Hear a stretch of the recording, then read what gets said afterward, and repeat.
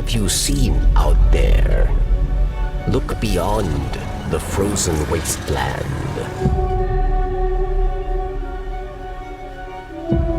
Europa is a place of many mysteries. Do not lose your way. We all come to this moon looking for answers.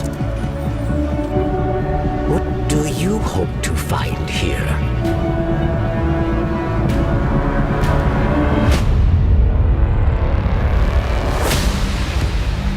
Europa has been home to darkness for some time now. Its history could be the key to our fight. Help me unlock it.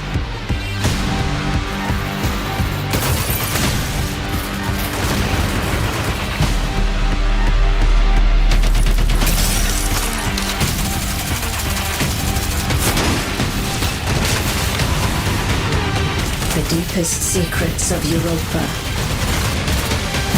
are now within our grasp.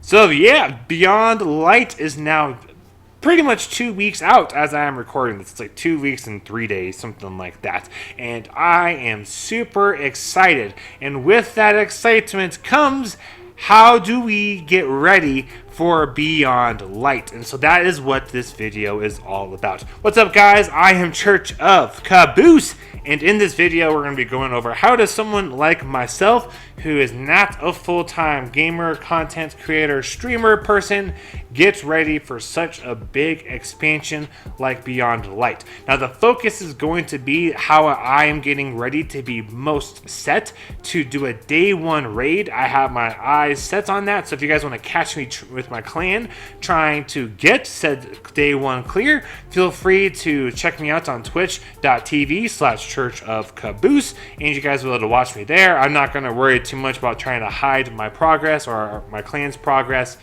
Just not something I'm not concerned about, although I do know lots of people tend to hide what they're up to in order to make their world's first the biggest chance of success.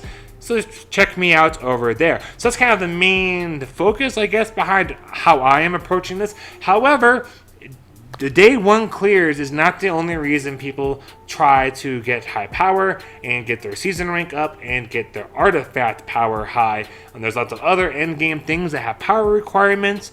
My understanding is there might be a new dungeon. There's going to definitely be an increase to the power level needed for things like Nightfalls, Master Nightmare Hunts, Grandmaster, Nightfalls, stuff of that nature. So this video should really help you guys out, because as you know, this channel is all about efficiency, and with the season being super long, you might find yourself in the what do I do now between now and Beyond Light, besides play other games, like what can I do in Destiny. So we're going to talk about how to get ready for Beyond Light, and I've broken it down to 5 tips with an honorable mention of what I am doing and what I recommend you guys do in order to be ready for Beyond Light. As I go through these tips, the first thing I'm going to do is kind of give you guys just all the tips, and then after I get through like each number 1, blah, blah, blah, blah, blah, through 6, then I'll go back through and give you guys more details about what is within each step and my thinking behind each of these things. I do tend to be a little bit ADD because I am ADD, so hopefully my outlining and whatnot is not too hard to follow and is easy for you guys to keep track of. So let's go ahead and get on into these tips. Number 1, hoard bounties, especially weekly bounties, and then when we come back, I'll talk to you guys about like how I hoard all these, and I'll show you guys screenshots, and it'll be a good time. Number 2, how do we turn in all of our bounties? There's specific order I'm going to be doing all of my bounty turning in, so I suggest you guys stick around to hear how that works, because if you don't, you might shaft yourself on different tiers of rewards. Number 3, focusing on unlocking your artifact, and we'll talk more about that later. Number 4, get some potential meta exotics that are going away. So there's going to be some exotics that we know because of the TWAB are most likely going to either become meta or at the very least, ones that are good and we really wish we had. And we're going to get to that later. Number 5, we're going to talk about the Season Pass and how to use that to your advantage. And then my honorable mention is how I'm going to approach playing through the new content whilst getting ready for doing Beyond Light, the Day 1 raid. So hopefully this is a good comprehensive view. So we're going to go ahead and talk in a lot of detail about number 1, hoarding bounties. As you guys can see with these screenshots, I have lots and lots of bounties saved up. But you might notice I have perhaps disproportionate numbers of some bounties versus others. So we're going to kind of talk about what I was trying to do with hoarding my bounties and like how you yourselves can hoard up these as well. You guys might have noticed that I am really trying to stock up on bounties that are not from specific vendors from gameplay. So that would be things like the Drifter, Shaxx, and Zavala. I'm trying very, very hard to have most of my bounties, or as many as possible, be from clan bounties and Banshee bounties, because those reward a lot of XP. For number 1, the clan bounties are going to be something when you turn those in, you help out your clan with that clan rank XP, which in turn helps you and your clanmates out with powering up, as well as gives you a lot of experience towards your Season Pass and Artifact. And so that's just going to be something that's just going to be better as opposed to hoarding all the bounties as daily bounties. Now you might be noticing and be like, dang, it looks like you, Caboose, got a ton of weekly bounties. So here's how I went about it, and I realized with there being 2 weeks left, there's not a ton of time to maybe have as many bounties as I have, but I want to make sure I have my whole thought process figured out for how you turn things in, what's going to work, waiting for TWABs, other people's opinions, and so there should still be enough time for you guys to get a decent chunk of weekly bounties completed. So what I did was a while ago, I realized, hey, this season's really long. I'm just going to start saving bounties. Like, I'm not now getting close to season rank 400. So I was like, I don't need bounties for experience. I don't need them for my artifacts. So why turn them in? And then as you've gotten closer, what I would do is every week, I would turn in a bounty that was really only worth experience and bright dust. Then I would go to the different vendors and I would see if there were any weekly bounties I would grab. Now the reason I turned in that one daily bounty for bright dust is because number 1, they're really easy to redo if I'm not able to actually pick up any more bounties. But number 2, when you go to a vendor and if you are not capable of holding any more bounties or quests, it will just say not enough space and everything will be blanked out. But if you're able to pick up one, you can see on that list what bounties you have available, because there's only so many weekly bounties inside of that bounty pool, and you can't hold 2 of the same bounty. So you turn one in, you go to that vendor, and you're like, okay, cool. Here are the bounties that I am able to pick up. You grab the weekly one if there is one, and if there isn't one, then you go to the next vendor until you find one that's a weekly. And then if I had no weekly bounties I was able to grab, then I'm going to go to Banshee and try to grab one of those daily bounties, because those daily bounties, the non-repeatable ones, give you things like enhancement modules and enhancement cores, which will help you out a lot when you're trying to constantly infuse, because we are hopping up about 200 power. So there's going to be lots of infusions needed, lots of resources needed. So having a good chunk of weekly bounties helps out with all the XP. Having a lot of clan bounties helps out with your XP and your clan's XP, which in turn helps you and your clan to rank up faster as you hit more clan ranks. And then number 3, you need those resources. So when you grab those Banshee bounties, when you turn stuff in, you are getting not only the experience that helps you out in all those other areas besides the clan, you also get those modules. So it's kind of like thinking about all the different aspects of the game at once. So hopefully me kind of taking some time to think and brainstorm and figure this out is something that helps you guys out and helps your clan out. Now, if you want a clan or you feel like your clan's really inactive, comment down below. We'll get you guys a Discord link to the Vengeful Discord server. Subscribe to the channel and you can be in the server without being in the clan. But if you want a clan, you can also be subscribed and in the clan. Like, that's fine too. In fact, most of my clanmates are subscribed. You can then be in the Discord, get all kinds of help or raiding constantly. We're so pumped for Beyond Light, and a lot of us are doing these clan things, and so it should be a decent way to get bonuses from that clan stuff. So that ends my shameless plug for the Vengeful clan. So now let's go ahead and move on to step 2, now that we've wrapped up how I approach hoarding bounties. And step number 2 is how do we turn those bounties in? So the order we turn these bounties in really is probably the closest I get in general to having like a tinfoil hat, crackpot theories kind of approach to how I'm doing stuff. I'm combining really 2 normal kind of main ways people approach this bounty stuff into something I feel is rather unique. I'm combining a couple of different ideas. We got one group of people, including folks from like Clan Redeem, who are amazing players. They're like, we don't care about if we turning in bounties that are old will make us miss out on rewards. We're just going to hoard up as many as possible, turn them in, and whatever happens is what happens. Then we've got the other side, which is almost the exact opposite. They're like, hey, I know if I turn in old bounties into the current season, so for example, Season of Arrival bounties, so bounties I got during Season of Arrivals or now, and I turn them in during Beyond Light, I most likely will miss out on some of those tier 1 powerful rewards, so I'm not going to worry about grabbing any bounties.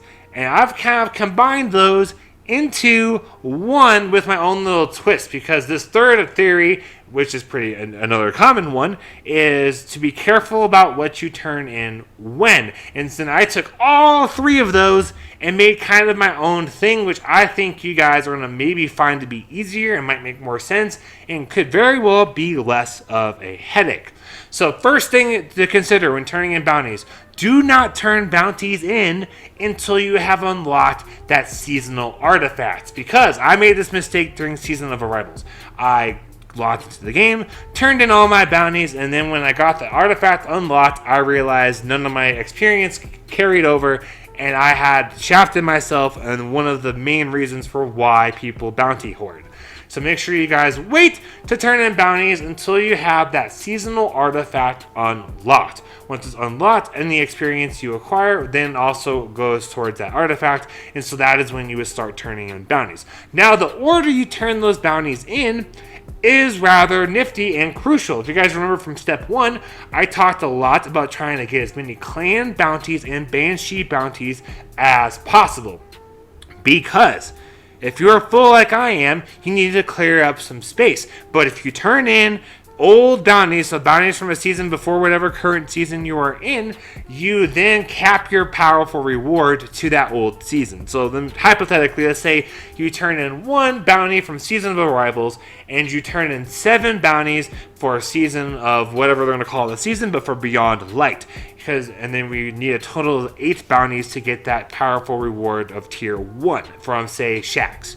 And so then you get that powerful reward, it will drop as an old powerful reward from Season of Arrivals, because you turned in 1 of those 8 bounties that was from Season of Arrivals, which was the old season. So you need to make sure you got enough space in your inventory to be able to pick up 8 bounties from the current Beyond Light and turn those in, and once those are turned in, you can turn in whatever is left from that particular vendor to get in all that XP. So let me just kind of try to real quick just say it a slightly different way, because I know it sounds confusing. So you go through, you unlock your artifacts. I assume that means play the new campaign. We'll find out. Then you go and you turn in your clan and banshee bounties only, because that should open up, in theory, at least 8 spots for bounties.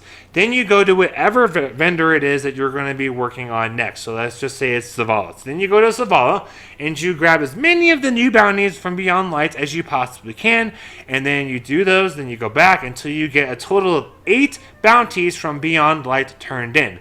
Then once you've gotten that powerful reward of tier 1 from Zavala, then you would go through your list of bounties and turn in the ones that are from Zavala only, that are from the previous expansion or from the previous season. Right? You're tracking, so then you get the reward, you get the experience, and then you can still benefit from all of the stuff from the last season with the experience while still getting those rewards. Now, my own personal twist was the clan bounties and the banshee bounties. I hadn't noticed anyone mentioning how to go about avoiding, like, well, you're completely full on bounties, but you can't pick up any more, so how are you supposed to turn stuff in without having it affect that powerful reward? My solution was to stock up on clan bounties, which is great. They're weekly, so they give you more XP, and they help out your clan, so you get tons of benefit from turning those in. As well as Banshee bounties, because they have Banshee's got weekly bounties, Banshee has those daily bounties that gives you upgrade modules, which in turn also helps you out when you're trying to infuse and have lots of resources so you can actually make your favorite piece of gear as high of power as possible. So that was my twist on this whole thing. So that's how I go about turning in your bounties from step number 2. Now we're going to go ahead and go on to little tip number 3, talking about focusing on unlocking our artifact. Now, unlocking our artifact is going to be really, really important. You need a lot of XP in total in order to completely unlock that artifact. And these artifacts tend to have a good chance of having very, very good mods. For example, Season of Arrivals, we have Oppressive Darkness. Now, I would assume our artifact's going to be more geared towards the stasis side of things, but most likely whatever it is that's on our artifact for Beyond Light will have mods and things that will make endgame significantly easier. Because if you're trying to do that day 1 raid, or if you want to try and do 100k Nightfall in that first week, it can be very challenging when you're at the as underpowered as we most likely will be. In that day 1 raid, artifact power doesn't even matter, but the mods you should still be able to use. So being able to have access to all of those mods will be really nifty. It's also worth noting, if you're not going for a day 1 raid, the artifact should still be boosting your power level, which does make it easier to hit certain level requirements needed to adequately complete an endgame activity for pinnacle rewards. So it's kind of a hand-in-hand thing. Because if you're trying to do a day 1 raid, it's really important to have the mods. If you're not trying to do a day 1 raid, well, you still get all of that power boosting from season artifact rank, as well as all of those mods, whereas day 1 raiders such as myself are going to really only have access to those mods based off of our past history from Bungie and raiding experience, since we have had that seasonal artifact, which granted is only 1 raid so far. But hey, we were able to use the mods, so we should be able to use the mods for this go around. So make sure you guys are trying to unlock that artifact. Those first 2 steps of hoarding bounties and then the order you turn them in will help to increase your artifact rank, which plays into doing it better and having an easier time getting those clears on those endgame activities, such as a day 1 raid or things like 100k Nightfalls, Master Nightmare Hunts, that sort of thing. So make sure you guys are focusing really hard on getting that artifact unlocked, because that's what I'm going to be doing, is trying really hard to max that puppy out as much as possible going into November 21st for that day 1 raid.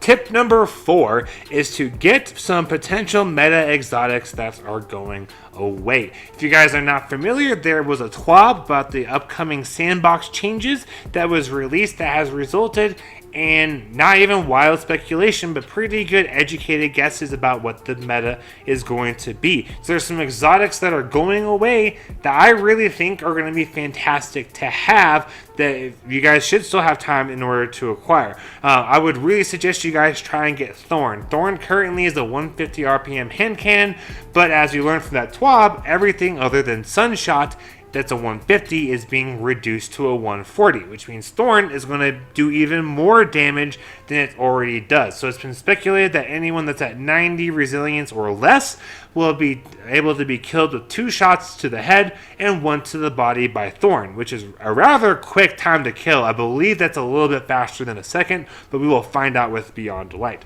I'd also suggest you guys try and get Lumina. I do have guides and stuff from when Lumina first came out that still seem to be fairly popular with folks, and I'll do my best to put cards here for the hardest step right in this spot, so make sure you guys check that out if you're trying to get Lumina. Lumina, I believe, is also 150, so it's made a 140, and there's a catalyst that's already out there for Lumina that makes it even better because you get 2 healing noble rounds instead of 1, and it's also worth noting, it's speculated there's a good chance Thorn is going to get a catalyst this season as well, based off of folks' speculation because of the TWAB, but only time will tell that one. That one's one's a little bit of a reach, but hey, people have been right on stuff like this before, and I really would love a Thorn Catalyst.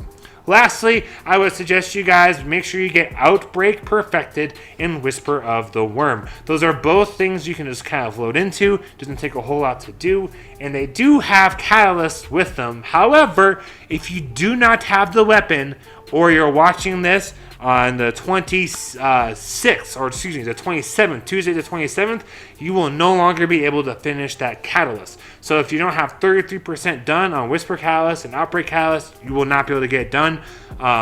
Unfortunately, so just make sure you guys have the weapon and then don't waste your time on it. But if you do have 33% done for those catalysts, make it your top priority to finish those catalysts, because both those weapons have been really, really, really good in the past, and it's kind of expected that there might be things coming back with them in the future. They weren't specifically mentioned in the TWAB. This is kind of more like, hey, these guns are real good. It's worth getting, and if you can, get the catalyst done. If you can't, cut your losses and move on. Then the last thing I would suggest you try to get is a really good version of Fallen Guillotine. Something with like Jagged Edge, Relentless Strikes, and Whirlwind Blade, or Relentless Strikes and Surrounded would be really, really spicy. I know Fallen Guillotine's getting nerfed a little bit, but that kind of makes sense, because with Stasis you can freeze enemies, and with the Fallen Guillotine, you just do a heavy attack that spins around in a circle, which would make killing those huge groups of adds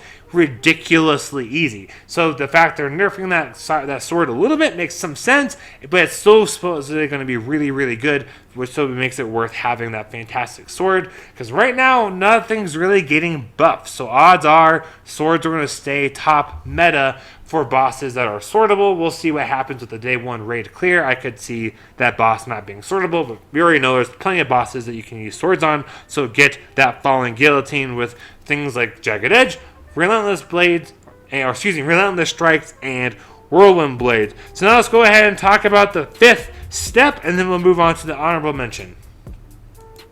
So tip number 5 would be use your season rank sparingly. The season pass gives you things like exotics, armor, weapons, upgrade materials, things like that. And you can definitely screw yourself by grabbing those rewards as you rank up. You might be thinking, but Caboose, like, I paid for the pass, I want that loot now. And I totally get it. However, you can almost abuse the season pass to help you out immensely. You can use that pass to fill in those gaps within your character. So for example, say you have all your gear is at 1,200 power other than your chest piece. Your chest piece is awkwardly lower because RNG has been screwing you, and you're like, oh man, if only I had that chest piece, I'd have enough power to do 100k Nightfall.